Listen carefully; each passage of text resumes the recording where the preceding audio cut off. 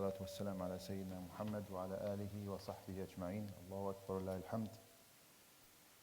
السلام عليكم شيخ Omar. Do you guys like it without the light or do you want lights? This is good? Okay, that's great. Jazakallah khair.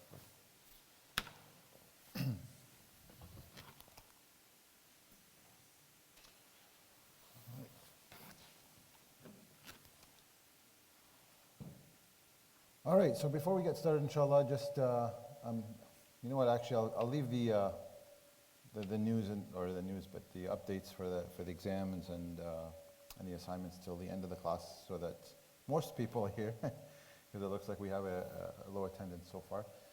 Is there an echo to the mic? Do you guys hear an echo? Some feedback? Perfect. I think that's better. Jazakallah khair.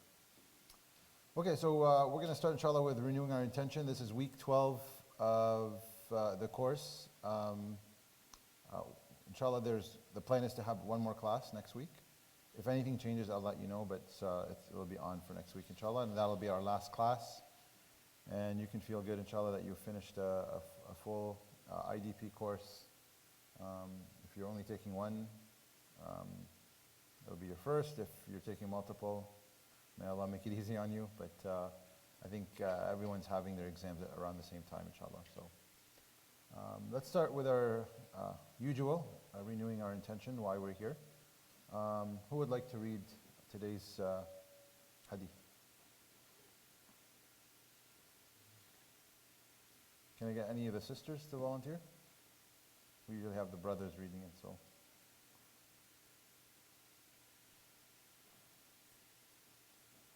Any volunteers? No?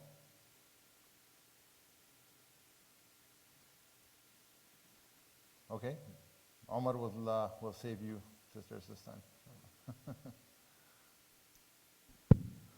عن معاوية ابن أبي سفيان قال: سمعت النبي صلى الله عليه وسلم يقول: من يرد الله به خيرا يفقهه في الدين.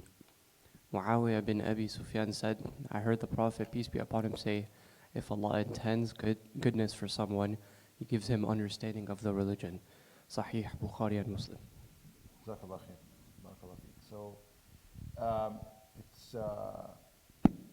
it's a very profound hadith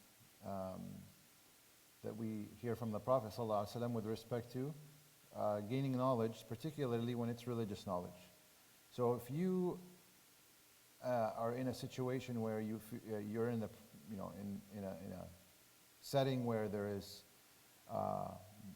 learning and someone is narrating something to you on whether it's Quran or Hadith or anything with respect to the Deen, know that this is an opportunity for us to thank Allah Subhanahu wa Taala because He has placed us in that location at that specific time to gain knowledge for His sake. And if that's the case, then Allah subhanahu wa ta'ala intended good for us. And that is obviously something that we should thank Allah subhanahu wa ta'ala for.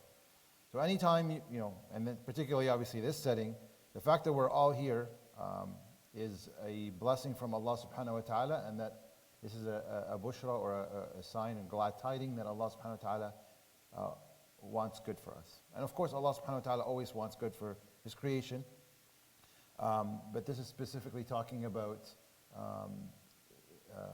that man yuridillahu bihi khayran. So, whoever Allah subhanahu wa ta'ala wants khayr for that person and to come out from that person. And so this is something to feel obviously special that Allah subhanahu wa ta'ala chose us in this particular setting, or any setting for that matter that you attend, whether it's in the masjid or outside where you're learning about your deen. So take that as a blessing from Allah subhanahu wa ta'ala that obviously we should thank Allah subhanahu wa ta'ala for, because not many people have this privilege or this opportunity, and this is a rahmah of Allah subhanahu wa ta'ala. So I hope that kind of renews a little bit of our intention for this morning, and we will go into another topic today. We completed last week the qira'at, the recitations. We talked a little bit about the history of how the qira'at came about, the 10 qira'at that are authentic. We talked a little bit about some of the misconceptions and how they are different from the ahruf, right? Because there's a lot of people say, oh, there's 7 ahruf, 7 qira'at, therefore, you're right. We talked a little bit about that. We talked about the classification of the qira'at, so from the authentic ones to the other ones. What other categories did we learn last week of qira'at?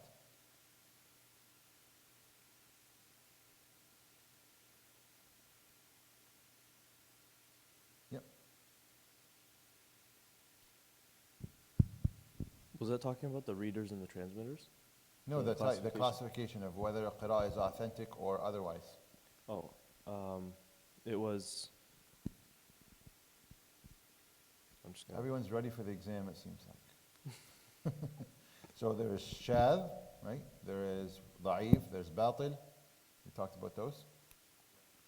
And we talked about what makes each of them that classification. Again, with authentic, can somebody give me the 3 conditions for an authentic qira'ah?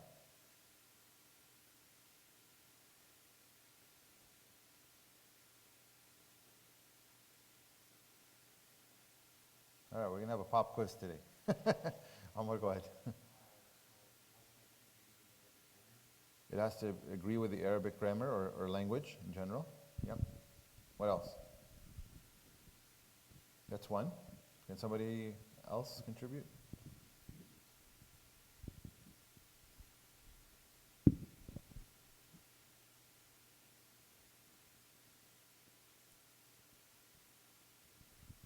It must have like a sanad, like back to the Prophet sallallahu alaihi wasallam, or like a chain of narrations.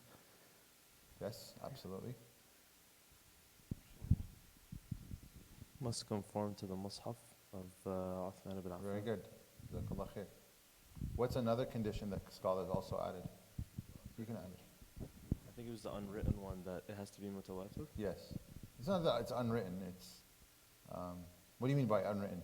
You said they added it on afterwards. It's not that they added. It's that most scholars have said this is a 4th condition to add to what Ibn al-Jazari specified.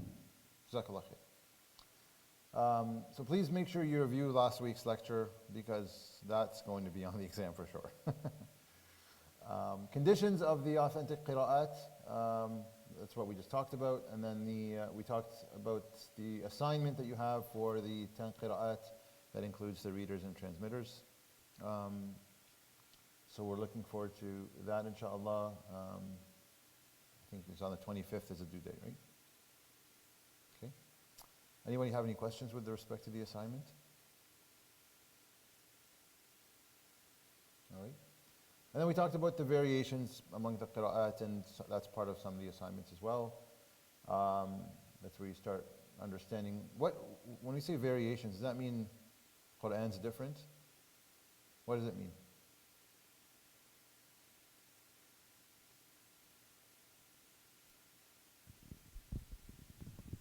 It could mean anything from the changing of the ghunna or what's the word? The tajweed. Okay, tajweed, good. Anywhere from changing the tajweed to like changing the pronunciation of certain words. Pronunciation, very good. Yeah. What else? Yes. Like the words in general. Right. So when we say words, it's most of the time harf jar, for example, right? So huwa or not, or the absence of huwa. We give examples of that last week. And sometimes even the word itself, like Omar was saying, we talked about nunshizuha and nunshiruha, right? They both mean similar things, but when you look at it together, based on the different qira'at, you get a much more comprehensive meaning to the text. So there's some variations in the qira'at, and those are important to know about, because if somebody comes to you, and this is again like, somebody comes to you and says, oh, I saw a mushaf in this country when I visited it, it's different than this one. and you're not aware that these variations exist, that's going to cause so much doubt and confusion in your mind and saying, what's going on here? I thought Quran is not different anywhere, it doesn't change, doesn't, right? And it's important to know that these exist, but these are okay because they're, again, the conditions of which they fulfill. And we talked about how they came about, whether it was the various ahruf or the various texts that Uthman standardized, or it could be from the same text, but because it wasn't written with vowelization and the diacritical marks, it could have been read alternatively, and we saw examples of that last week. And we talked about the benefits of this knowledge of qira'at. Does anyone have any questions with respect to the qira'at? Okay. So today we have two more topics to cover for this course. One today, inshallah, and then one next week. And today's is the topic. And why do I say it's the topic? Does anyone remember why is tafsir important? Several reasons. With respect to ulum al-Quran, I'm saying, right? With respect to ulum al-Quran.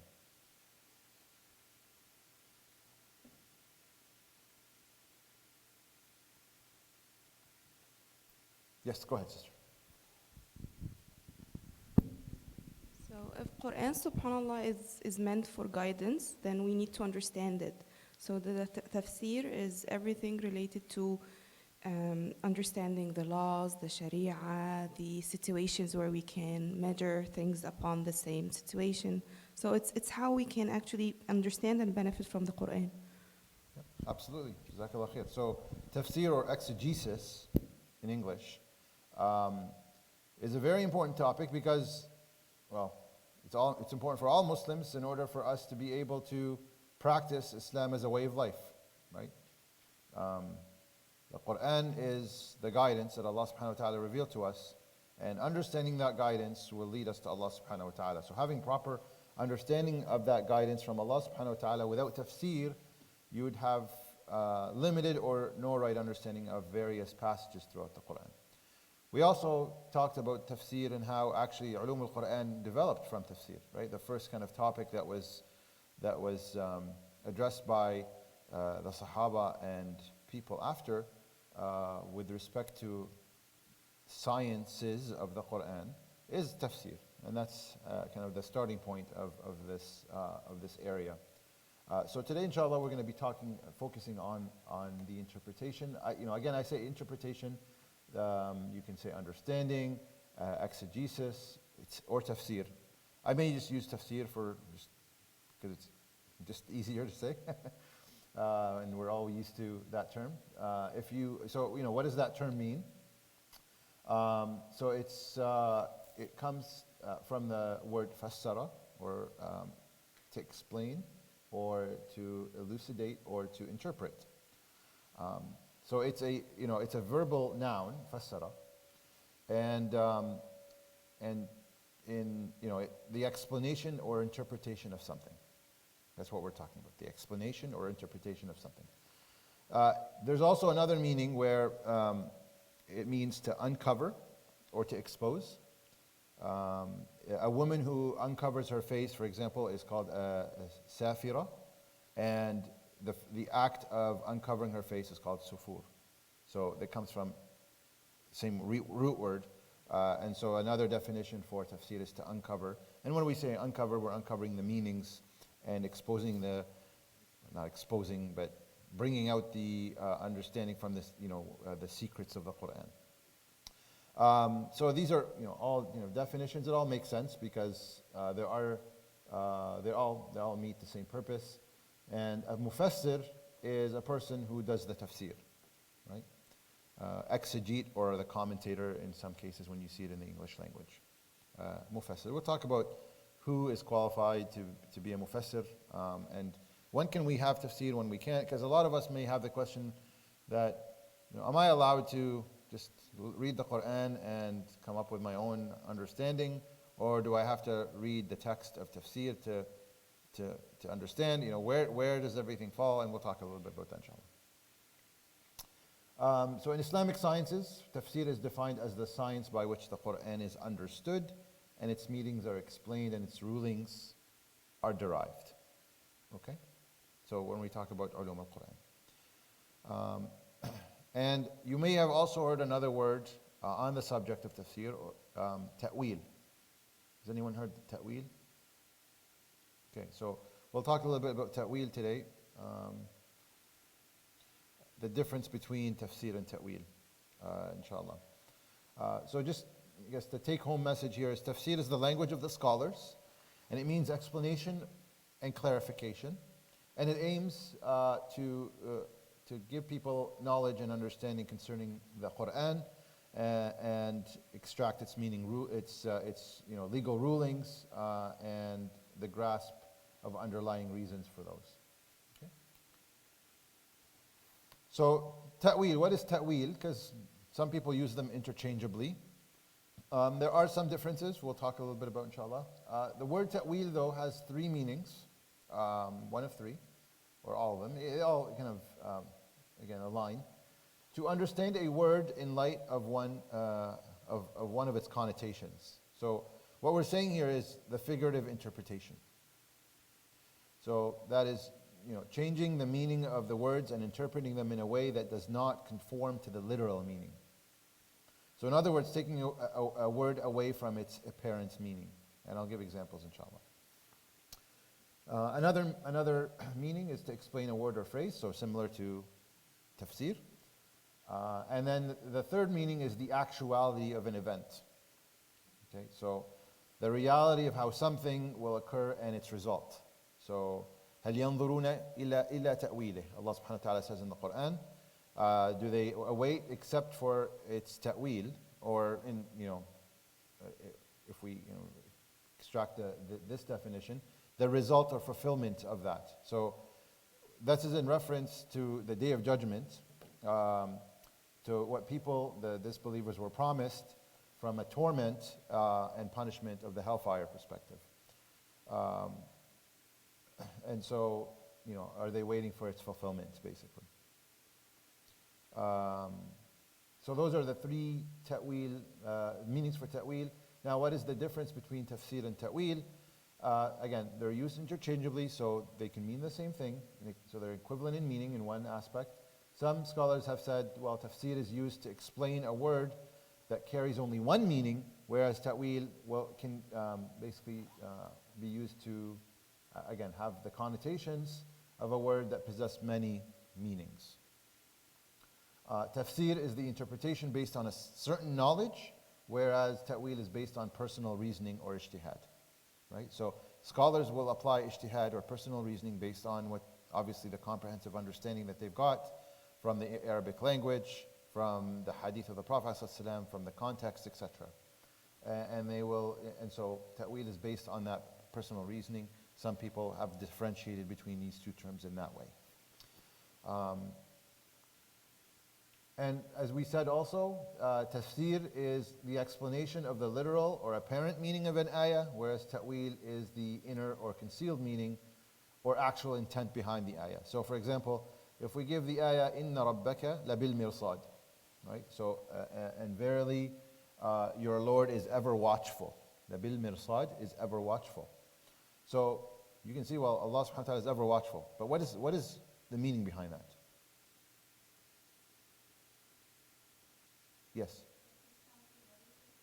He's counting everything, right? And He's aware of everything that you do, right? He's aware of everything you do.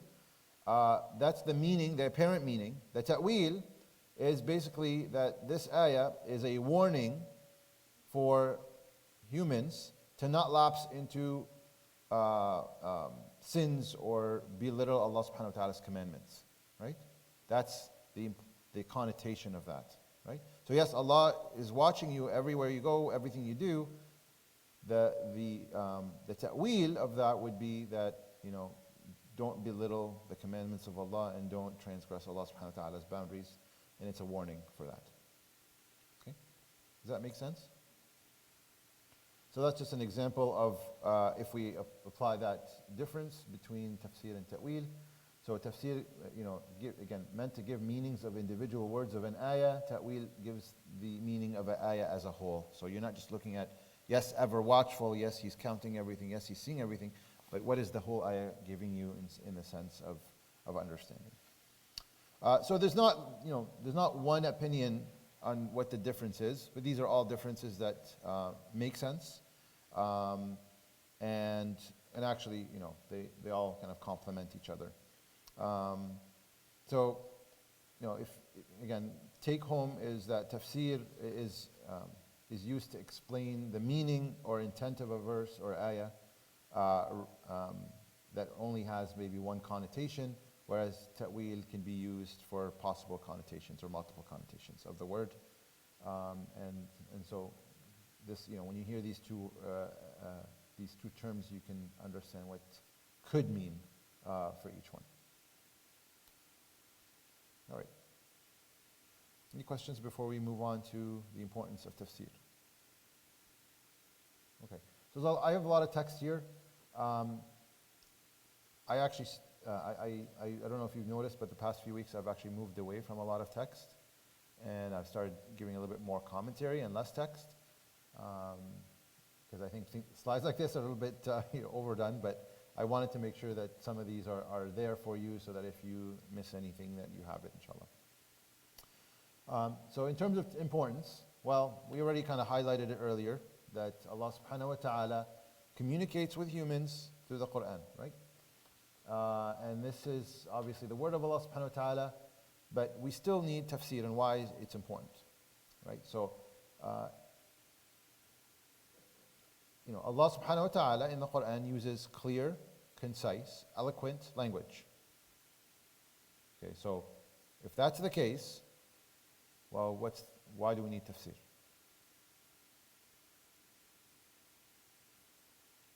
Why need tafsir if everything is clear? Yes.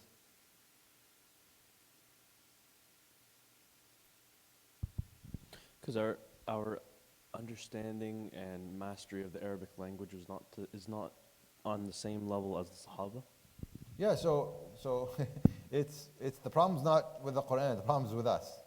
We lack, like Khalil said, we lack the understanding of the Arabic language, and obviously its vocabulary, its the style, what's intended, and the challenges with the receiving end, not the giving end, right? So it's our and then over time, obviously that degrades, because obviously from the time of the Sahaba and the Tabi'een, the strength in language obviously again has deteriorated.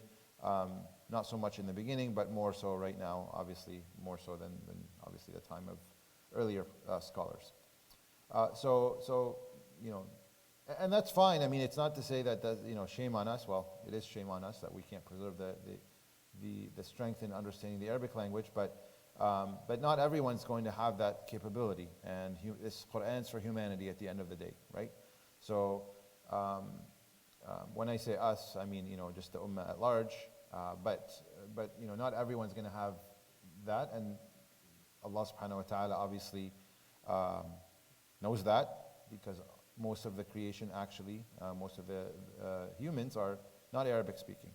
So there needs to be something that will help people understand what is meant by the Quran, even if they learn the Arabic language.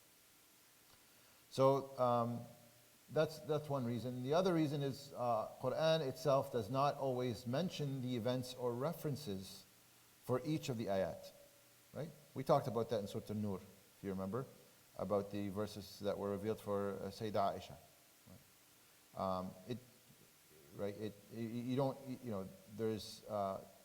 There needs to be a tafsir to highlight what was going on at that time, and that's obviously you go into hadith to learn about that, right? But there needs to be a level of explanation for those, so that people can appreciate the ayat of Allah subhanahu wa ta'ala and understand them.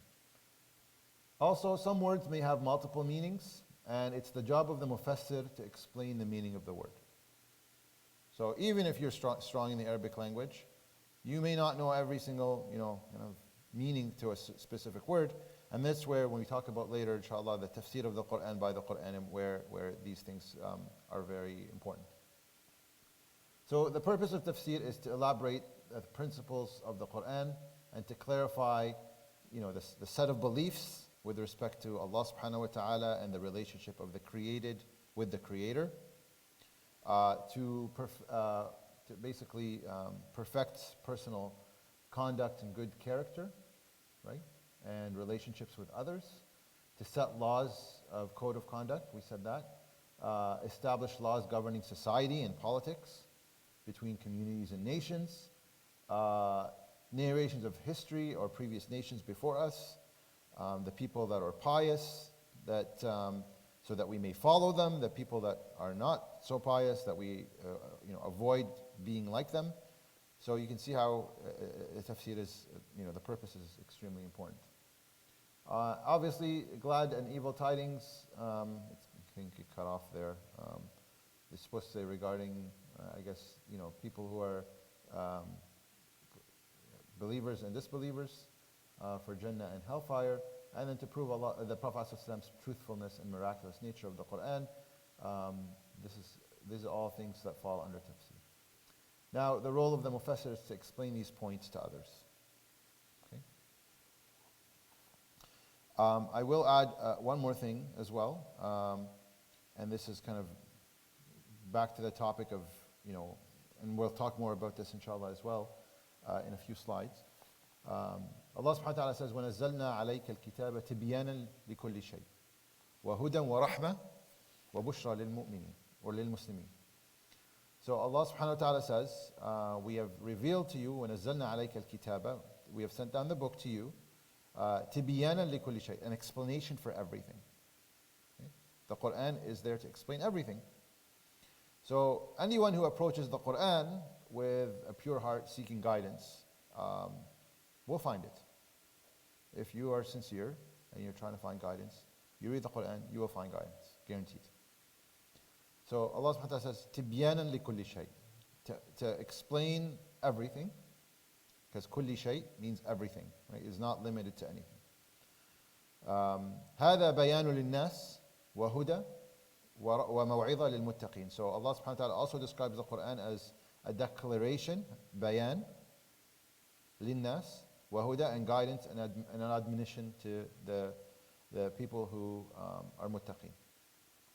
So this in no way implies, though, that a person who is aware of the numerous ahadith of the Prophet ﷺ in explaining the Quran and the reasons behind the revelation of various ayat and the intricacies of the Arabic language and so on, that everyone will benefit from the Quran to the same degree as a person who does not know these things. So it's not like everyone who comes to the Quran will benefit the same way. Everyone will gain benefit, but it's to different degrees, and depending on, obviously, other factors that you will gain more benefit, right? So if you know about ulum al-Quran, if you know about ahadith, if you know the Arabic language, you will gain more from the Quran than anybody who doesn't. So it's not that, again, I don't want to be one-dimensional in how we look at tafsir or the Quran, right? Yes, I can go myself and learn the Quran by reading it, just by reading it. We're not saying go read, we are saying go read tafsir, but I'm saying if you approach the Quran just to read it, yes, you will gain guidance from it, but that's not to the same level as somebody who's learned in other aspects will. They'll gain more. Okay? So I just tend to at least I see that when people say, they all read the Quran, not everyone's guided. Well, it's because of their approach and because of their capability and what they've developed in terms of their understanding and their knowledge. So I just kind of wanted to put that out there. We have more discussion about that, inshallah. You have a question? All right, so the mufassir. So can I just become a mufassir? Yes.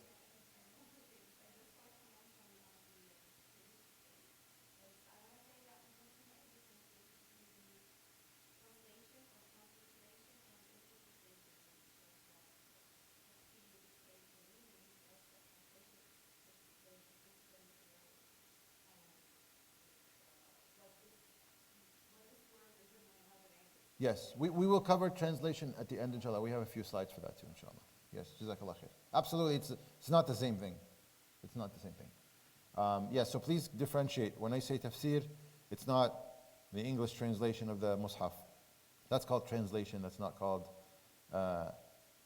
tafsir or exegesis. So right now we're going to talk about the mufassir or exegete.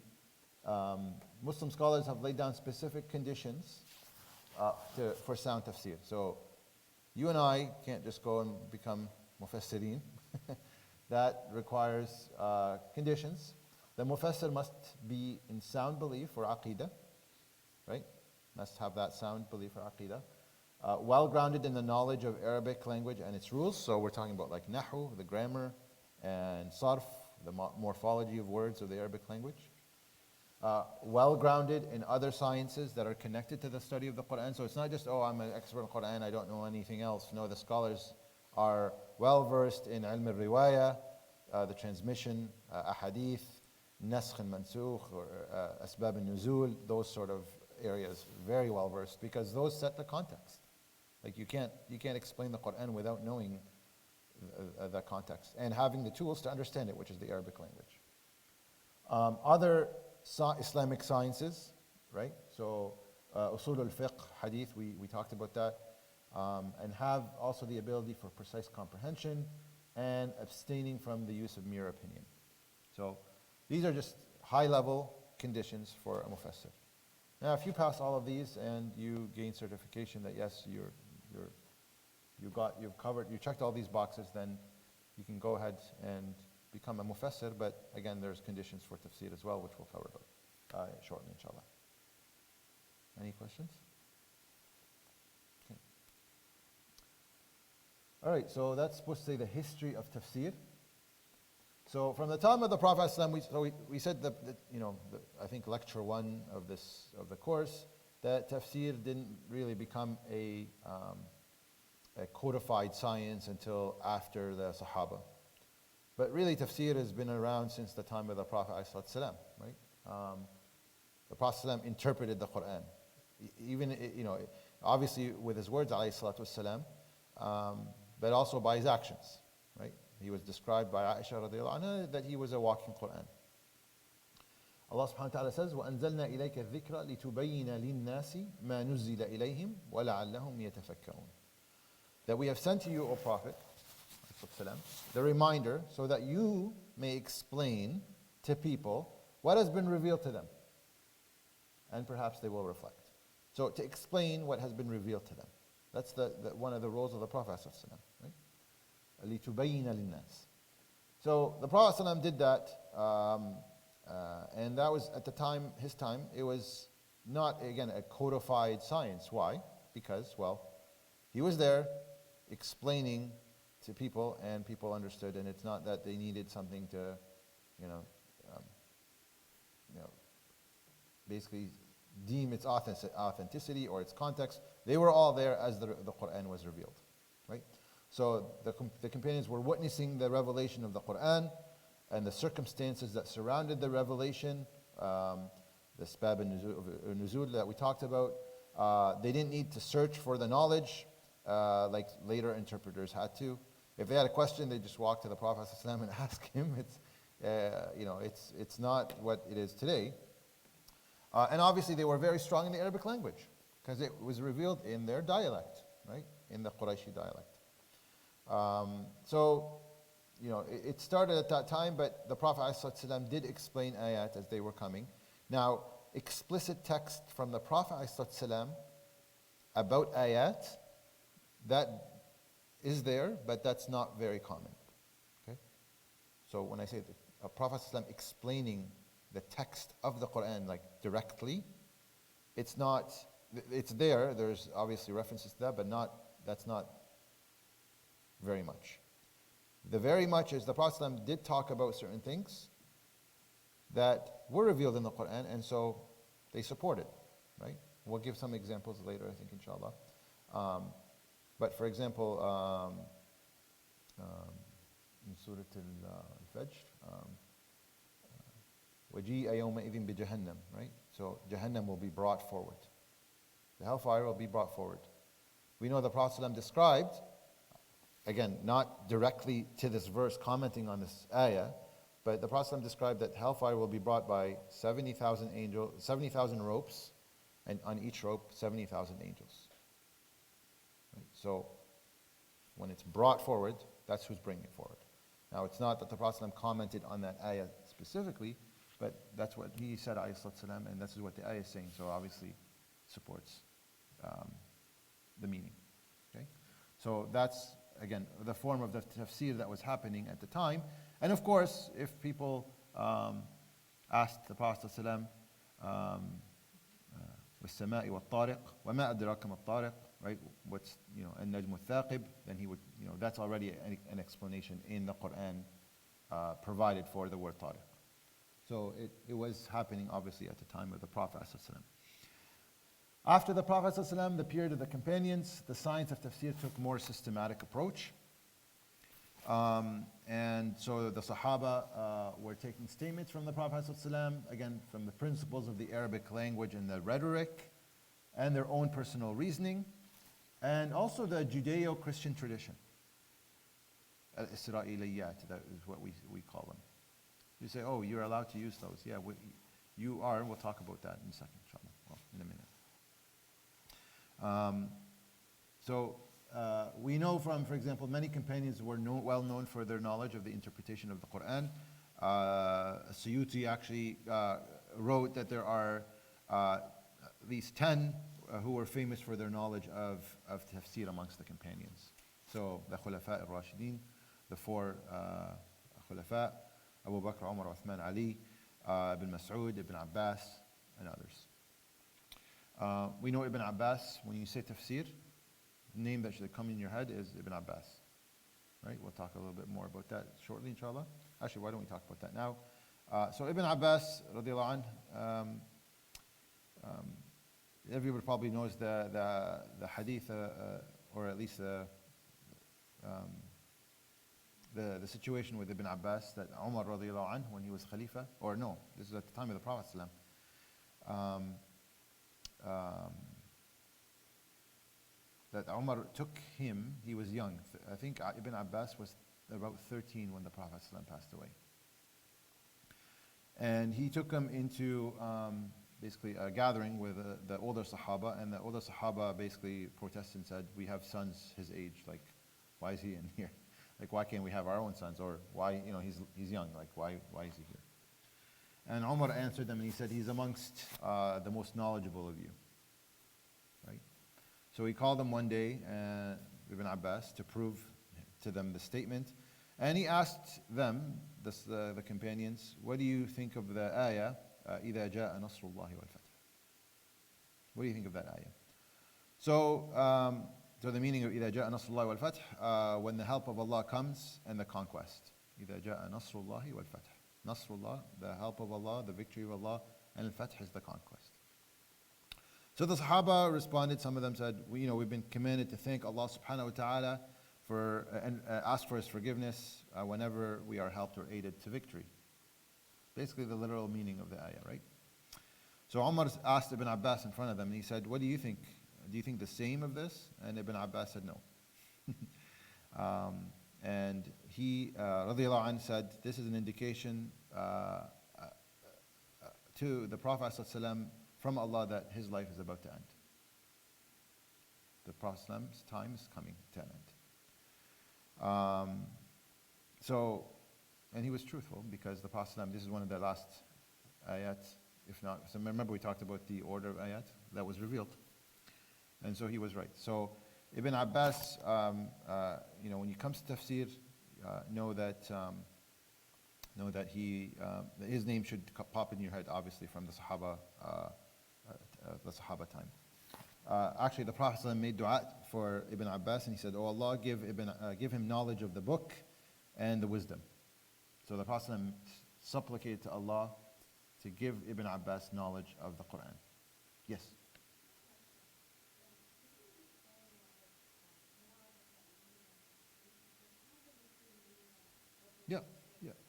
Yep. Correct. Absolutely. Yeah, you're right. So the Prophet made dua for Ibn Abbas to gain knowledge of the book, the Quran. Um, so after the Sahaba's time, the Tabi'een or the successors, and the science of tafsir took more of a systematic approach there as well, and continued to take a systematic approach, I think. Yeah, so maybe ignore the period of the companions, because it was starting to develop, but it wasn't completely systematic, so I think that's a typo that I'll have to fix, inshallah. They use the same sources to interpret the Quran as the companions, and that goes again back to the Prophet ﷺ. And remember, like, again, the companions didn't really, again, they were talking, explaining the Quran, but it wasn't actually codified, because they were out there, to different cities teaching people Islam, right? And each of the Sahaba taught many Tabi'een successors, and who became scholars in their own right. And they were the centers of knowledge, which were Mecca, Medina, and Kufa. There was some emphasis at the time of the successors on the Judeo-Christian tradition, al-Isra'iliyat, that we just referred to. You can say, well, are we allowed to take those? Actually, many narrations entered into Islamic literature. And some scholars say, yeah, you actually can use them, and there are used in, for example, Ibn Kathir, his tafsir, right? Yeah, there's examples. I'm not going to go into Isra'iliyat. You can talk about that for a while. But the reason that they entered, or at least they're accepted, is because a lot of people that, whether they're Jews or Christians at the time, embraced Islam. One example is Abdullah bin Salam. He became,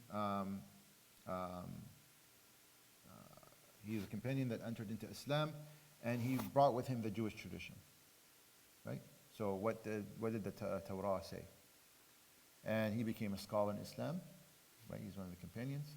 And he explained certain things that they had that aligned with what the Quran was commenting on. So you're allowed to use the Isra'iliyat.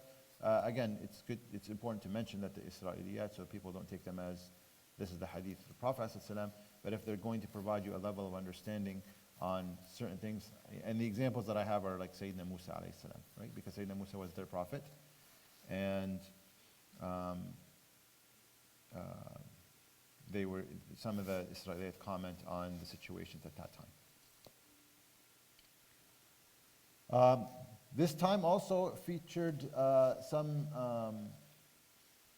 differences in interpretation, larger differences than when the companions, at the time of the companions.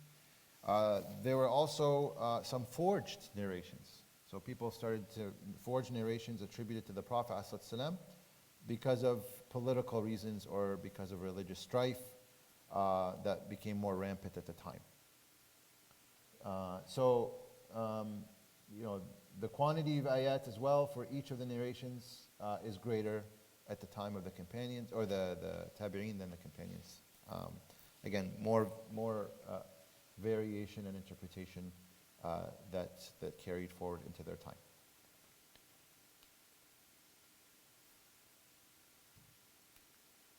Okay. Did I skip something? Or just was frozen? Yes. Yes.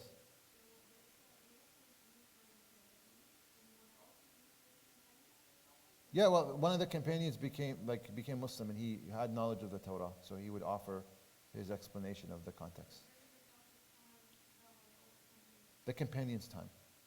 Yeah, So that in terms of again, we're talking about tafsir, right? Because if you had a question about the Quran at the time of the Prophet ﷺ, you'd ask the Prophet ﷺ, right? Or somebody who heard directly from the Prophet ﷺ said, oh, the Prophet ﷺ said this, right? But after the Prophet ﷺ passed away, then you needed people to step up to carry that knowledge. And so Sahaba started teaching, and I mentioned a few of them, right? They're well known for their understanding of the Quran, and they were portraying it to people. Now, one of the companions who became a scholar was from a Jewish background. And so he had that perspective that he offered when he was explaining things, particularly with the respect of Sayyidina Musa alayhi salam. Because again, he was their prophet, and that was the Torah. Yeah, and there's discussion about the Israeliyat, whether you accept them or you don't. I don't personally see why you wouldn't necessarily really understand that they're there and what they say. You don't have to take it, but this is what happened. But at least it gives you a different, well, not a different, but an extra level of understanding. Okay, so that's the history of the tafsir. Then we can go on to actually compiling the tafsir. So the writing of the tafsir began after the tabi'een, and most of the important work was done by the scholars of hadith. Why do you think so? Why is it the scholars of hadith?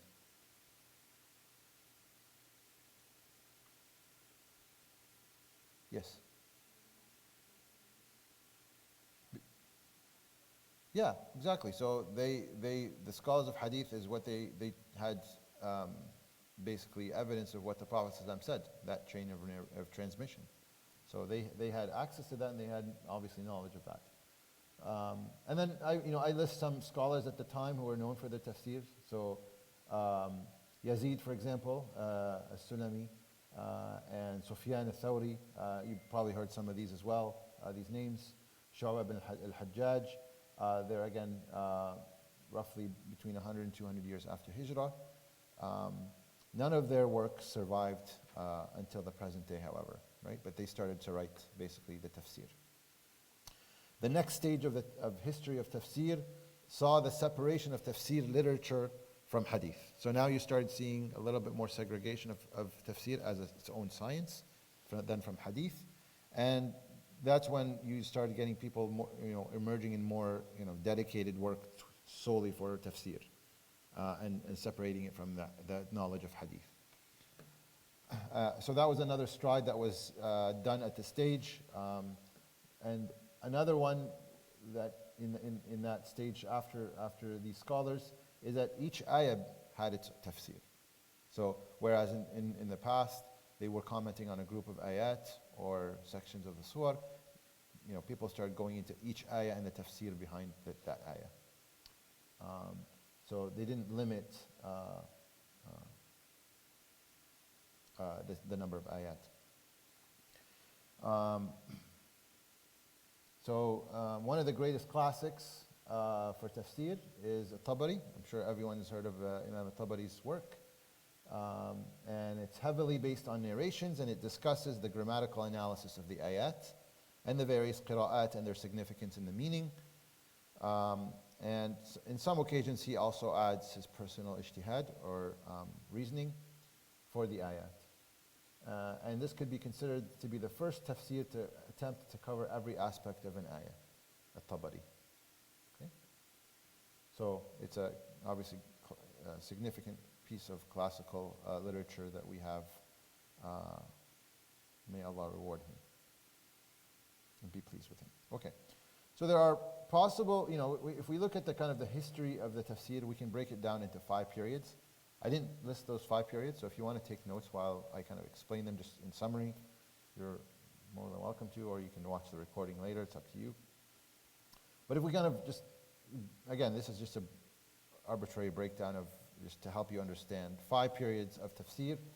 The first one is the time of the companions. Obviously it started with the Prophet because he was explaining things, but after the Prophet's time, the companions and the successors, and it basically involved mainly narrations of ayat to which there was a difference of opinion or misunderstanding in addition to what the Prophet ﷺ said in general, or with respect to specific ayat for tafsir. So the Sahaba and the Tabi'een did resort to personal reasoning, however, only when they really had to. Okay? That's kind of like phase 1. Only when they really had to resort to personal reasoning tafsir, they did. Most of it, again, it's from the Prophet ﷺ and what he said, ﷺ. So second phase, you can summarize it and say it's kind of the late Tabi'i phase, and the generation after them. And then during that time, the hadith literature had begun to be compiled, to be written, and basically tafsir narrations became part of hadith, the hadith works. And also during that time, the various hadith of the Prophet ﷺ and the narrations from the different companions began to be compiled. So that was during phase 2. Phase 3 is more like the rise of the independent tafsir work that we mentioned earlier. So based on the tafsir works of the previous generation, the tafsir became an independent science amongst the other Islamic sciences. And this is kind of like in the second half of the 3rd century. And that's the time when produced the first complete Quran tafsir, and where the commentary basically was not limited to one ayat or to only a group of ayat. However, still during this time though, the primary source of tafsir still remained to be the narrations from the previous generations. Okay? So that's kind of like period 3. Period 4, there's more reliance on narrations, less reliance on narrations, and greater emphasis was placed on ijtihad or personal reasoning. In period 4, yeah. And the tafsirs were written based on sectarian bias in those times. And you saw a lot of increase in forged narrations at the time, and the isnad disappeared from some of the work, from some of the tafsir. And then period 5 would be the final period of the history of tafsir, if you will, which lasted basically from the 4th century after the hijrah until today. And this saw basically a culmination of science of tafsir work, the emergence of various categories of tafsir that we'll talk about very shortly, whether it's tafsir ma'thur or bil-ra'i, tafsir based on topic-wise interpretation, jurisprudence interpretation, so different forms of tafsir. And there's more broad and all-encompassing of basically the approach to interpretation. Yes?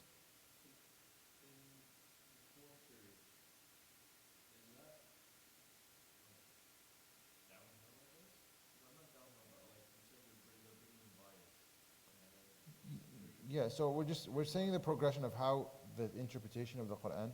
That's not to say, you still have work from the 3rd phase, from the previous phases, right? They were passed down. It's not that the whole 4th period was downhill. You start seeing these things, but there's still scholars that are producing tafsir based on conditions that are appropriate and legitimate and everything.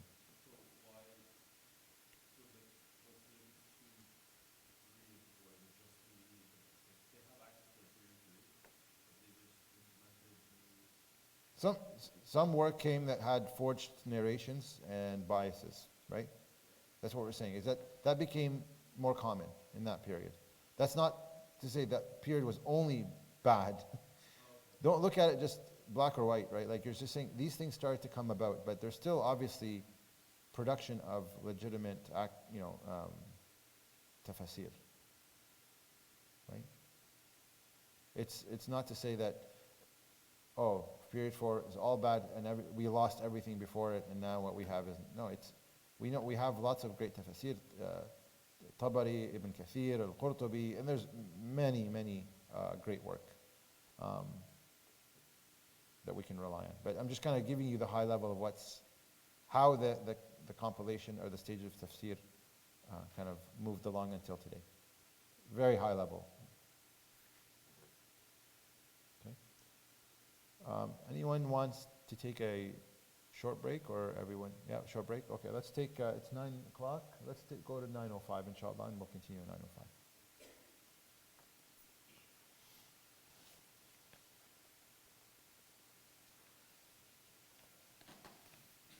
Yeah, we covered a lot of history so far.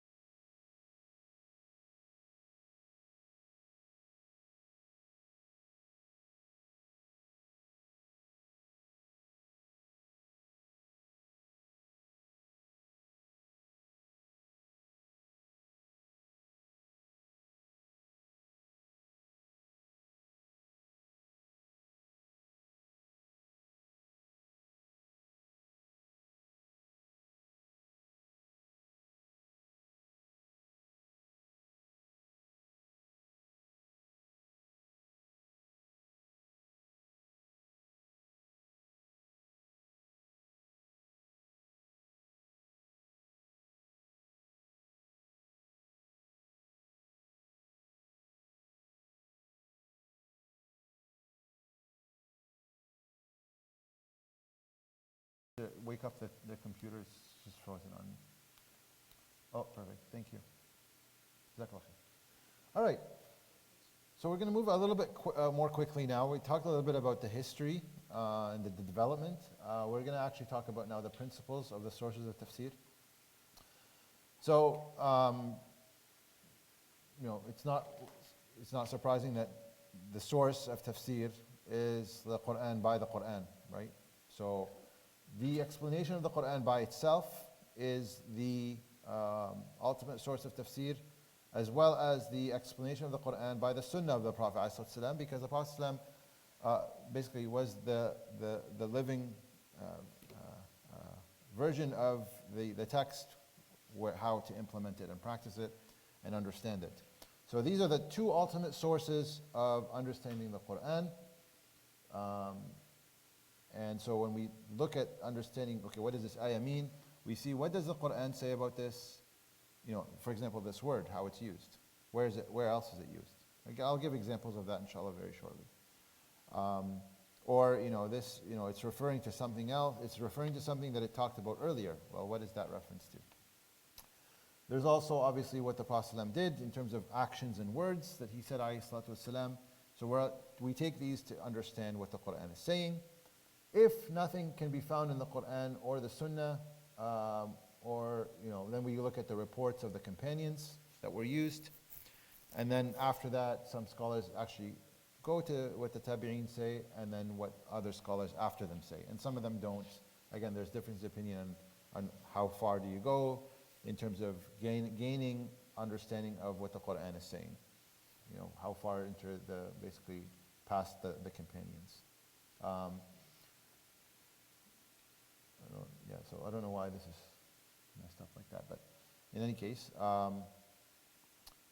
obviously the tafsir of any of these, if it contradicts what the Quran says about itself, then we reject it, right? So keep that in mind, that if somebody comes up with a tafsir, whether they say attribute it to the tabi'een or the sahaba, but it contradicts what the Quran says about itself, or what the Prophet ﷺ said about it, then we don't take that tafsir, because it obviously contradicts it. So it's not that it's a free-for-all. Don't think about it that way. Oh, anyone can just say, no, it has to abide by certain rules and conditions. The different types of tafsir that exist, we'll talk about these two more detailed. Tafsir bil-riwaya or bil-ma'thur. So there's two terms used for this type of tafsir. Basically, it's by the transmission. What was said, what the Prophet ﷺ said, what the companions said. And what some of the tabi'een said as well. Some scholars go that far. And then there's the other category, which is tafsir bil-ra'i or tafsir bil-diraya. So these are based on sound opinion. Again, opinion, but sound opinion. Now, some scholars don't accept that, some scholars do. But these are the two categories of tafsir. So let's go to the first one. So actually, do I want to say this now? Let me see.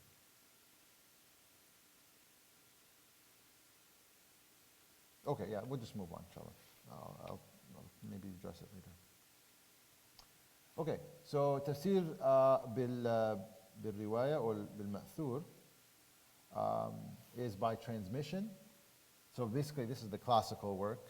Most of the classical work is based on this type of tafsir because it's, again, narrations back to the Prophet ﷺ and the Sahaba. And obviously, the first and foremost source we look at for tafsir by transmission is the Quran, because the Quran was transmitted, right? The authenticity of the Quran is 100.0%, right? So that's transmitted. We use the Quran to explain the Quran. So what does that mean? What you're really doing is, you may get questions that arise about a certain passage in the Quran, and you look at other passages in the Quran to explain it. So, for example, إِنَّا أَنزَلْنَاهُ فِي لَيْلَةٍ مُبَارَكَةٍ. Which surah is this? إِنَّا أَنزَلْنَاهُ فِي لَيْلَةٍ مُبَارَكَةٍ. We have revealed it in a blessed night. Dukhan, right? Surah Dukhan. What's Layla Mubarakah? What's the blessed night? Well, If you go to Surah Al-Qadr, إِنَّا أَنزَلْنَاهُ فِي لَيْلَةِ الْقَدْرِ. So you've answered that blessed night with another ayah in the Quran which talks about Laylatul Qadr. So therefore the blessed night that's referred to in Surah Al-Dukhan is Laylatul Qadr. See how it works? Another example, فَتَلَقَّى آدَمُ مِنْ رَبِّهِ كَلِمَاتٍ فَتَابَ عَلَيْهِ إِنَّهُ هُوَ التَّوَّابُ الرَّحِيمُ. Adam received from his Lord words, and Allah, his Lord, pardoned him. Right?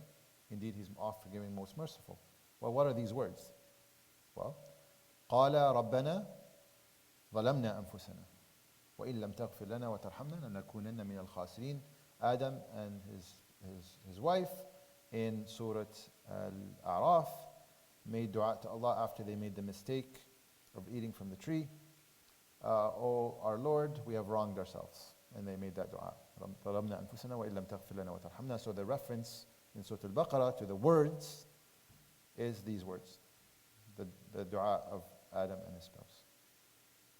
Okay, so that's how we kind of explain the Quran by the Quran as examples. Anyone have any questions on that? Fairly straightforward. Many examples. Again, why, the basis is أَفَلَا يَتَدَبَّرُونَ الْقُرْآنَ, right? وَلَوْ كَانَ مِنْ عِنْدِ اللَّهِ لَوَجَدُوا فِيهِ اخْتِلَافًا كَثِيرًا. So, do they not reflect on the Quran? So we are asked to reflect on the Quran. أَفَلَا يَتَدَبَّرُونَ الْقُرْآنَ. And if it's been from anyone else but Allah, they would have certainly found many inconsistencies.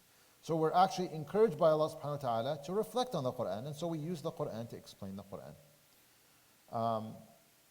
So I gave example of, for example, the وَالسَّمَاءِ وَالطَّارِقِ وَمَا أَدْرَاكَ مَا الطَّارِقِ النَّجْمُ الثَّاقِبِ. So the Quran, sometimes it explains itself right away, right? So in this example, وَمَا أَدْرَاكَ, what in this case, by the heavens and the tariq, and what will make you know what tariq is? It's the star of piercing brightness, right? So it's already explained itself right away. And then in some cases, it's you kind of look into other parts of the Quran. So صراط الذين أنعمت عليهم, we read this at least 17 times in the day. صراط الذين أنعمت عليهم, right? And what does that mean? صراط الذين أنعمت عليهم? Of those who you favored, right? The path, give us the path of those who you favored. Who are those people?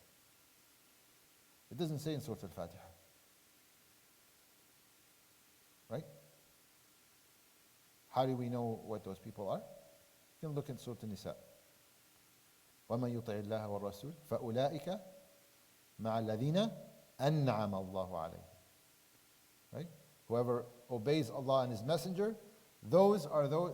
They will be with those who Allah has favored. أنعم الله عليهم. Who are those people? من النبيين والصديقين والشهداء والصالحين وحسن أولئك رفيقا. Who are those people? Allah describes them in Surah An-Nisa. From the من النبيين, the prophets, والصديقين, and the truthful ones, والشهداء, and the martyrs, والصالحين, and the pious ones. وحسن أولئك رفيقا, and whoever is companion of these is basically in their ranks. So this is the explanation of اهدنا الصراط المستقيم صراط الذين أنعمت عليهم. Right? أنعمت, and Allah says أنعم عليهم later. So Quran by the Quran. So so maybe just give maybe a couple more examples that are a little bit different. So Allah subhanahu wa ta'ala says, أُحِلَّتْ لَكُمْ بَهِيمَةُ الْأَنْعَامِ إِلَّا مَا يُتْلَى عَلَيْكُمْ. Right? أُحِلَّتْ لَكُمْ, permissible to you or lawful to you is the beasts of cattle, بَهِيمَةُ الْأَنْعَامِ, except that which you have already, what you've received already. إِلَّا مَا يُتْلَى عَلَيْكُمْ. So what did we, so the behemoth, al-an'am is lawful for us, except what has been already revealed. What has been already revealed? Well, look a couple of ayahs after, in Surah Al-Ma'idah, حُرِّمَتْ عَلَيْكُمُ الْمَيْتَةُ وَالدَّمُ وَلَحْمُ الْخِنْزِيرِ, etc. Right? Forbidden to you is the dead animals, the blood, flesh of pigs, and so on. So you can see إِلَّا مَا يُتْلَى عَلَيْكُمْ, and Allah subhanahu wa ta'ala describes that later on, what are those that are haram. Or an example here, وَعَلَى الَّذِينَ هَادُوا, those from the Jews, حَرَّمْنَا مَا قَصَصْنَا عَلَيْكَ مِنْ قَبْلِ. We forbade to them what we already told you about before. What are those prohibitions? They're in different parts of the Quran. So you see the reference of the Quran to itself. Okay? Everyone okay with that? Does anyone have any questions? Okay. So the next part basically is tafsir of the explanation by the explanation of the Prophet ﷺ. So again, this is under bil-riwaya or al-ma'thur. Numerous examples and explanations of the Quran by the Prophet ﷺ, who either himself asked Jibreel alayhi salam for an explanation of the matters that weren't clear to him alayhi salam, or who was asked by the companions of the Quran. One example is وَكُلُوا وَاشْرَبُوا حَتَّى يَتَبَيَّنَ لَكُمُ الْخَيْطُ الْأَبْيَضُ مِنَ الْخَيْطِ الْأَسْوَدِ مِنَ الْفَجْرِ. So you're allowed to eat and drink until the white thread, right? The white thread, حَتَّى يَتَبَيَّنَ لَكُمُ الْخَيْطُ الْأَبْيَضُ مِنَ الْخَيْطِ الْأَسْوَدِ, is distinct or appears to you distinct from the black thread. Okay? So, so one of the Sahaba asked the Prophet ﷺ, is it, are you talking about these two threads, about a black and white thread, like we can see them, like the difference? And the Prophet ﷺ said, no, it's basically referring to the darkness of the night and the whiteness of the day. So when you start seeing that thread of white light, not the actual physical thread. So the Prophet ﷺ explained the meaning of when you start fasting. Right? That was in reference to when do I start fasting. So again, the Prophet ﷺ did have sayings and actions that were explicit to, as examples of tafsir, like explicit examples, like where he commented on an ayah. But there's numerous examples, obviously, where his sayings later or at a different time explained ayat that are already in the Quran or revealed later in the Quran, but they all made sense. I give the example of the dragging of the hellfire, for instance. For example, the cutting of the hands of the people who steal, the thieves. The Prophet ﷺ commented, again, not specifically to that ayah and say, oh, this ayah means, but he did, ﷺ comment that the thief, there's a certain minimum that they have to steal before you actually cut off their hands. So scholars take that, and obviously the ayah, and they apply it together. Okay, so the explanation of the Quran by the hadith of the Prophet ﷺ. Okay, so there's not, again, Suyuti only mentions, there's a few hundred narrations from the Prophet ﷺ, and those include actually the weak ones as well, and fabricated ones where the Prophet ﷺ explicitly explains an ayah. So there's not many, okay? Because the Prophet ﷺ lived the Quran, so you can go with his actions to understand. Or anything he said, ﷺ, again, not just specific reference, but to that topic as well. The explanation of the companions of the Prophet ﷺ, to some extent, fall under the tafsir, the riwayah, and obviously these need to be sound reports and they have to have sanad. We talked about Ibn Abbas already, so I'm not going to go into more detail with him, radiallahu anh. So yes, so there are explanations of the companions are next importance after of Quran and Hadith or Sunnah. Remember that companions were the generation that was chosen by Allah subhanahu wa ta'ala, right, to accompany the Prophet ﷺ. So we don't take the position of the companions like lightly. They're an authority, like they radiallahu anhum taught us the Quran. They passed on the religion to us in later generations.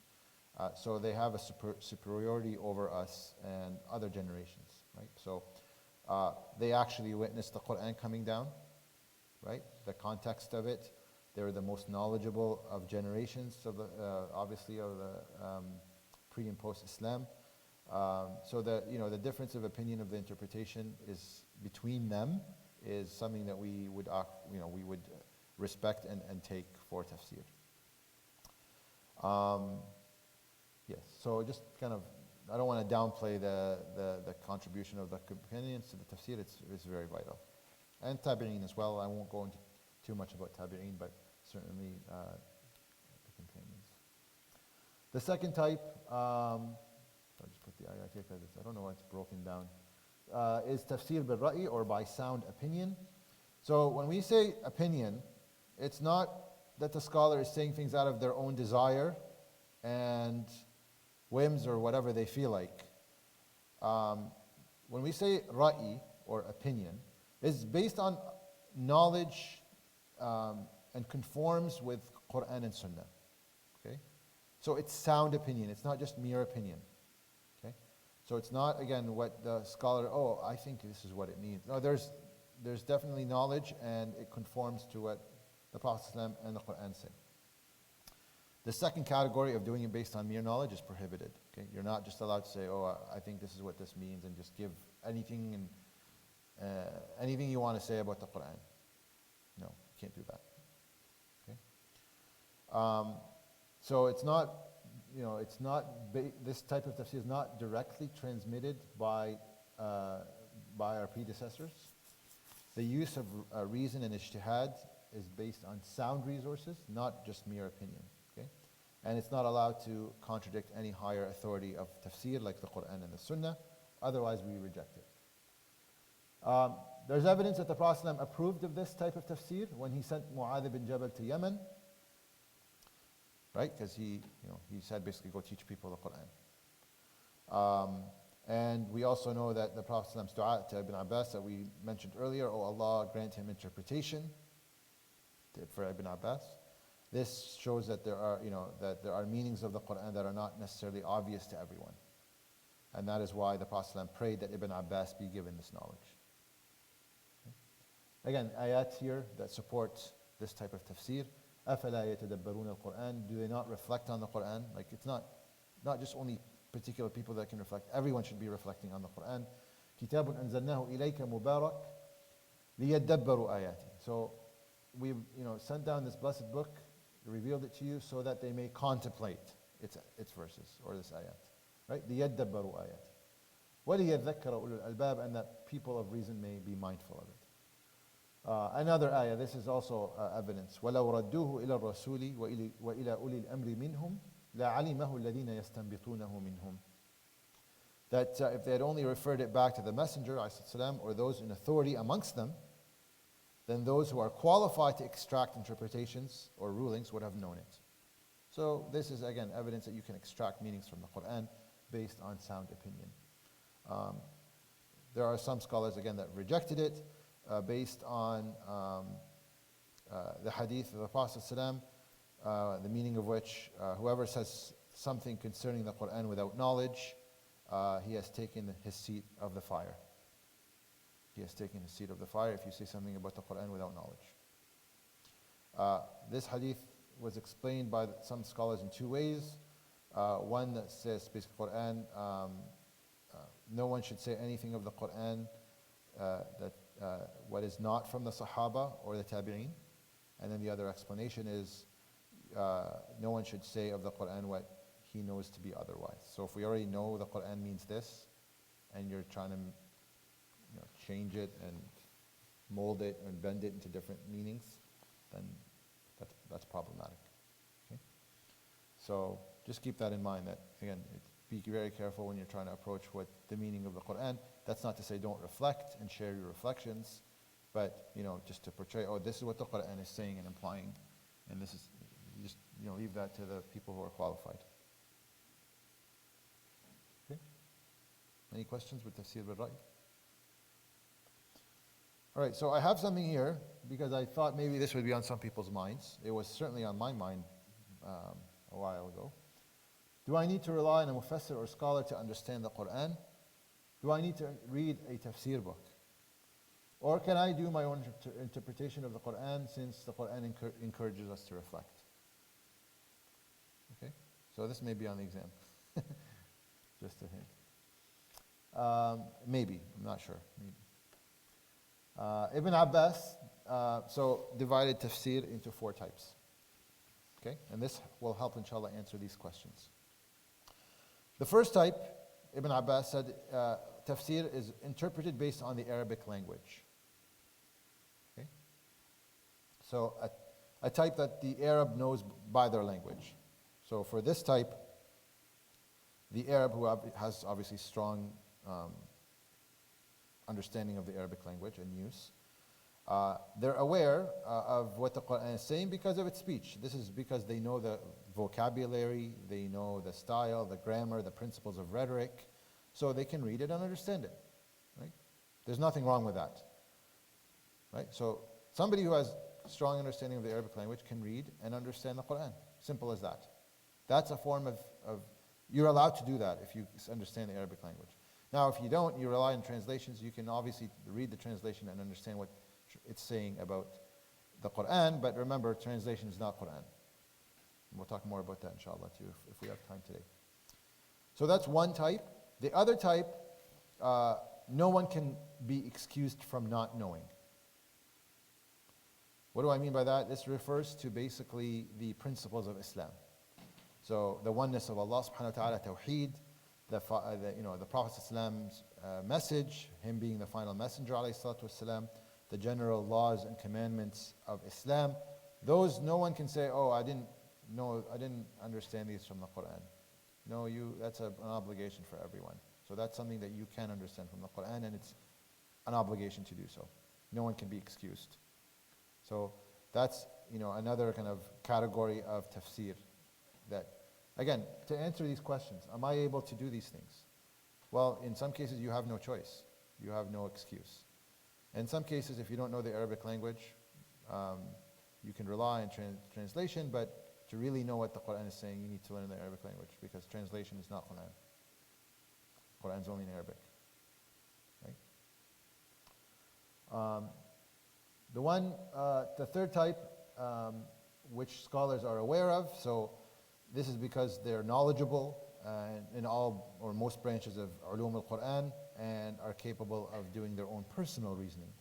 So therefore, they're qualified to interpret the Quran in a manner which others are incapable of. So in this case, we would not fall in this category. But does that mean we can't reflect and understand? No, you still have an obligation. And number 4 is basically knowledge that Allah subhanahu wa ta'ala has hidden from His creation. He's kept it with Himself, subhanahu wa ta'ala. It's the knowledge of the unseen, and that could include things like the time of the Day of Judgment, right? How many times in the Quran does it say, يَسْأَلُونَكَ عَنِ السَّاعَةِ? They ask you about the hour. When is it, right? أَيَّانَ مُرْسَاهَا. No one can give any interpretation of that, because no one knows. That's knowledge that Allah subhanahu wa ta'ala has kept. And also things that we talked about before, like the actuality of the attributes of Allah subhanahu wa ta'ala, right? We know that Allah subhanahu wa ta'ala has these things, but not, He's laysa kamithlihi shay, nothing resembles Him subhanahu wa ta'ala. In anything else, nothing resembles Allah, but He mentioned these things in the Quran. So we take it at what He says subhanahu wa ta'ala, and we leave it there. And then inshallah we'll finish off with some of the famous works. I got this question earlier during the break. Before we move on to translation, if we have time, I think we will inshallah. So some of the famous works of the classical works of tafsir. So Jam' al-Bayan of al-Tabari is very famous. Obviously we referred to already. So it's referred to as Tafsir al-Tabari for short, right? But the name is actually different. Jam' al-Bayan an Ta'wil al-Quran. Tafsir al-Quran al-Azim of Ibn Kathir. So I'm sorry it messed up all of the formatting. It's hard to get English and Arabic in the same line. So it's messed up here, but I hope in your notes it's not. It shouldn't be. تحميل كتاب التفسير القرآن العظيم. So this is Tafsir of Ibn Kathir. And so just going back to Tabari actually, just a little bit of commentary on Tabari. It's the one, like I said, one of the first references, if not the first reference, amongst all of the works of tafsir. I think it is the first one that was compiled in terms of writing, and it had many narrations of the Prophet ﷺ, the companions, and the successors. So Ibn Kathir came afterwards, and he was, I'm sure most people have read at least some of the tafsir of Ibn Kathir, right? So who's the teacher of Ibn Kathir? Does anyone know?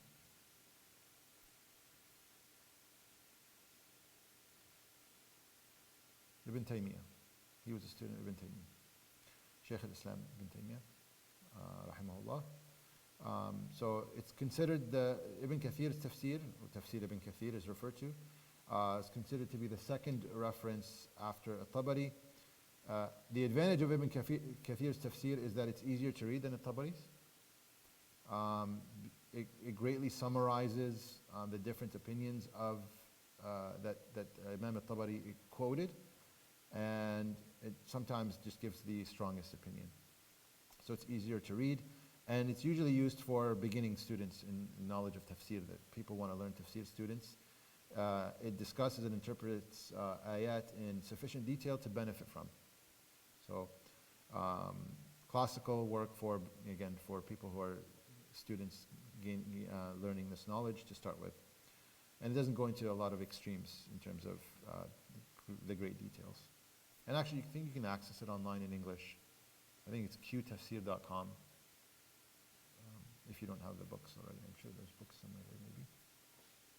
Okay.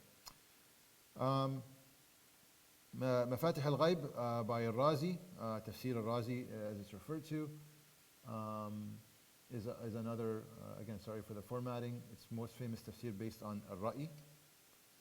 It's an example, and great discussion on the relationship between the ayat and the surah, and on his own personal ijtihad. There are other also bil-Ra'i ones that are they're quite, they're actually even recent.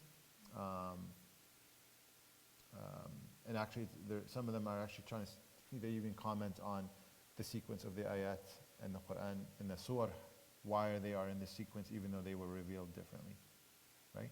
So Surah Al-Fatiha, Surah Al-Baqarah, Surah Al-Imran, they weren't revealed in that order. Why are they in that order? And they go on to explaining that based on personal reasoning, right? Lots of literature in that, and I actually enjoyed that reading that because it talks, for example, what's the name of Sheikh Saeed Hawa's work. Forget the name of the book. Tafsir al-Ra'i, Al-Asas. He basically, rahimahullah, actually says that Surah Al-Baqarah contains the meanings of the Quran, and each surah that came after, or each cluster of surah came to explain Surah Al-Baqarah in more detail, and in that order. So some things are very clear, the connections he makes. Some of them are a little bit of a stretch, but it's a very nice read because it gives you a global understanding of how the Quran has been kind of compiled together in that order. Tafsir al-Jalalain, I'm sure everyone's heard of those. Basically, does anyone know why it's called al-Jalalain?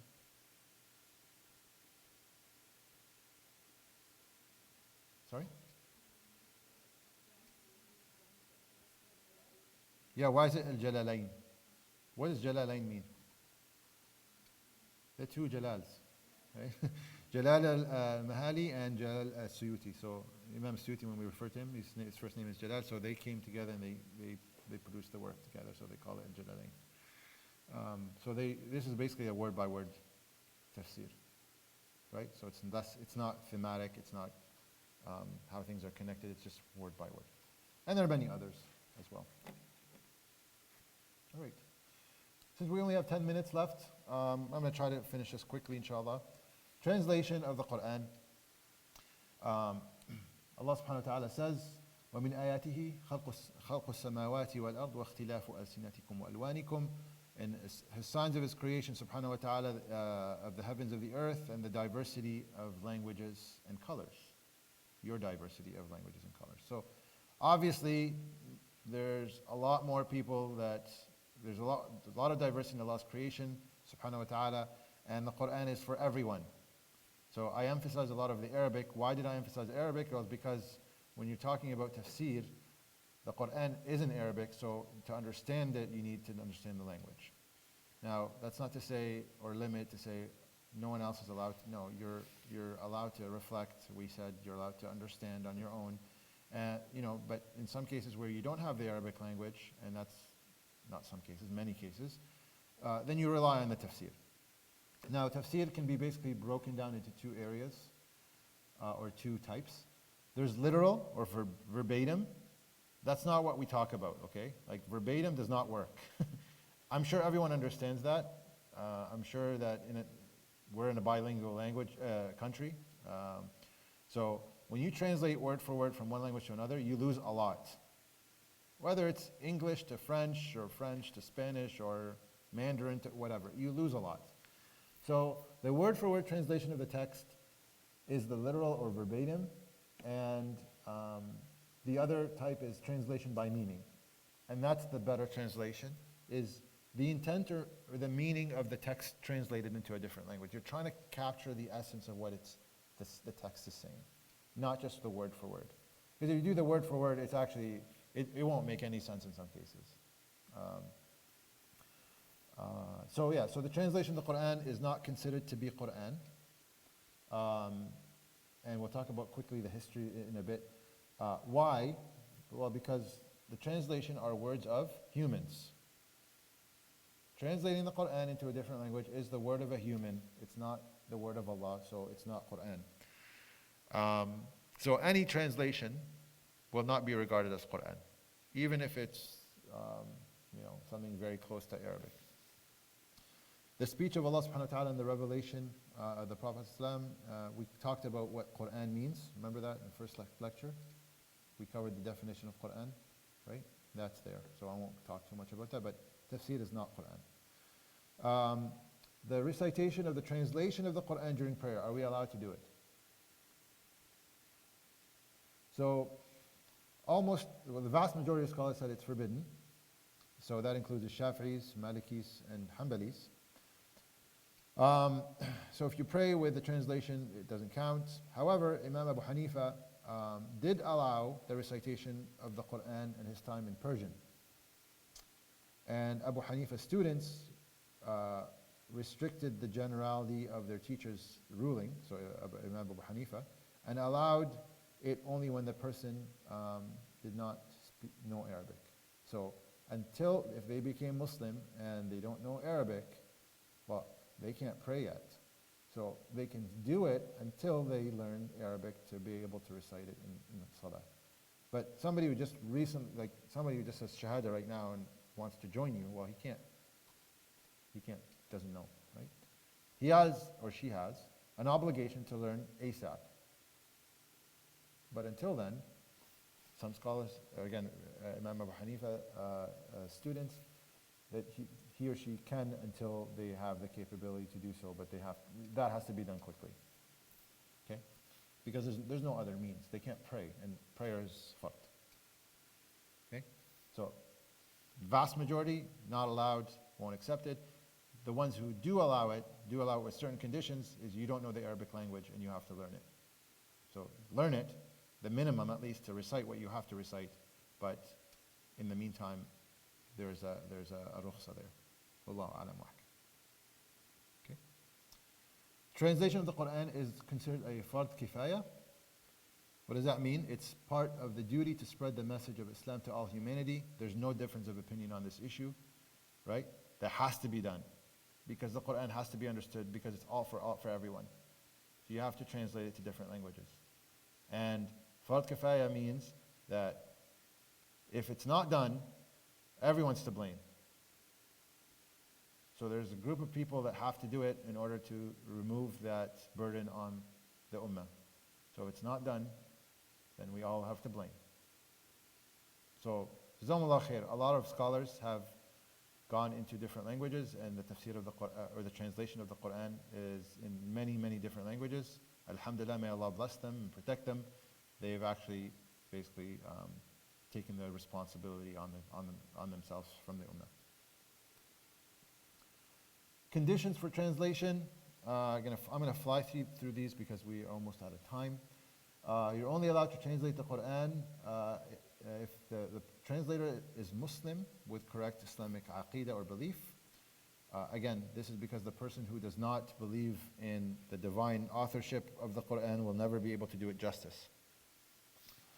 The translator must be proficient in Arabic because you're translating from Arabic to another language.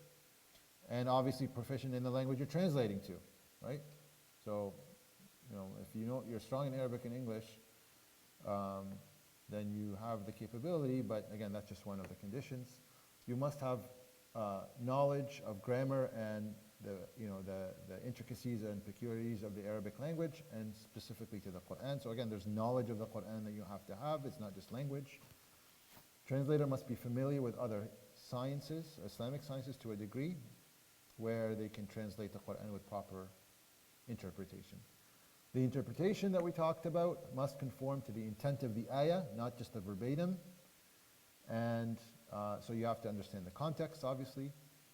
The translation must be complete and is not needed by, the original text is not needed by the person reading the translation. So if you have to refer back to the Quran, that means it's incomplete translation, it's not good enough. And neither the translator or the audience may believe that the translation of the Quran is Quran. And translators must specify that, or should at least specify that in their work, that my translation that you're about to read of the Quran is not Quran. It's my words. Okay? And finally, I think this is the last one. Yeah. History translation. Actually, you know what? I think we have a couple of minutes. Let's do that one. So the first translation of any work for the Quran, any part of the Quran happened at the time of the Prophet ﷺ. So remember, the Muslims went to Abyssinia for the Hijrah, right? And some of the ayat of Surah Maryam were recited, and they were explained, they were translated to Najashi, right? So that happened at the time of the Prophet ﷺ. The Prophet ﷺ sent letters to the emperors of Persia, Rome, Egypt, Bahrain, and invited them to Islam. Obviously, most of these letters had ayat of Quran in them, and those were translated, right? So, قل يا أهل الكتاب تعالوا إلى كلمة سواء بيننا وبينكم ألا نعبد إلا الله ولا نشرك به شيئا. So, and then in Surah Al Imran, O people of book, let us come to common terms, and that we don't worship anyone but Allah. So there's evidence there that this is a message to, obviously for people that we're preaching Islam to. Translation was done in Syriac less than 100 years after Hijrah, in Berber about 100 years after Hijrah, in Persian and in Hindi about 300 years after Hijrah, and then Urdu translations followed after that. The first translation into Western language was done in Latin in about 1143. Those was Gregorian years, not Hijri years, obviously. The first partial translation into English was in 1515, and that was done in England. One of the first Muslims to actually translate, so those translations were not by Muslims. The first Muslim to translate into English was Dr. Muhammad Abdul Hakim Khan, who published it in India in 1905. And then two of the translations that gained a lot of favor amongst Muslims, I'm sure you guys know them, were Pickthall, Marmaduke Pickthall in 1930, and Abdullah Yusuf Ali in 1938. So again, they didn't call them the Quran, they called them the Quran translation commentary, just to emphasize these are all translations. So I had to fly through that just to finish on time. I apologize for skipping through it quickly, but you have the notes here. Anyone have any questions with respect to tafsir or translation? All right, so I know a lot of information dumped on you today. I'm trying to finish on time so I don't go into the Christmas break, and you guys can have some time with your families, inshallah. Exam, inshallah, is it's supposed to be on the 18th, but we need 3 hours for the exam, not 2, and we have a class here afterwards. So can I get a show of hands, who's available during the week after 6 o'clock? After 6? During the week, at 6 p.m., so I'm saying the week after the 18th. So some people will be break. Who?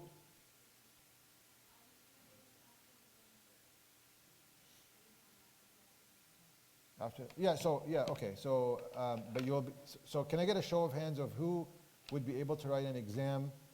We'll have 2 sessions, so for people who can't attend one, who can attend the other. Let's call it if after the 18th, so after that Sunday, so from that Monday, the 19th, all the way till the New Year, basically. Show of hands, who can write a 3-hour exam between 6 and 9? On a weekend, you can? Okay, so we'll have one day on a weekday and one on a weekend. Because the 2 hours on the 18th are not going to be enough unless I do 2 parts. And I don't want to do 2 parts, get you bring in 2 exams, just one inshallah. Now if you missed any of the classes, I have the attendance record. You will have a portion, an extra portion for that I'll contact you about inshallah. So just send us the ones that you missed inshallah. We trust everyone, we're not, yeah. Okay, جزاكم الله خير. سبحانك اللهم وبحمدك نشهد أن لا إله